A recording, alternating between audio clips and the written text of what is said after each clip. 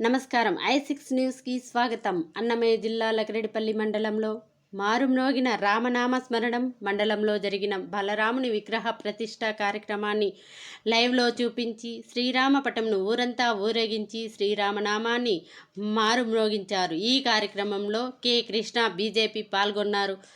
చెల్లు Gangaraju, PC K వెంకటరమరాజు, BJP మండల అధ్యక్షులు ఆంజనేయులు, బీజేపీ మండల ప్రధాన కార్యదర్శి రాజేందర్ రెడ్డి, ఎంపీటీసీ విజయసాయి, శివ, టైటిస్ట్ రమణ, గురుస్వామి, పి రమణయ్య, గ్రామ నాయకులు, ప్రజలు, భక్తులు పెద్ద సంఖ్యలో పాల్గొన్నారు.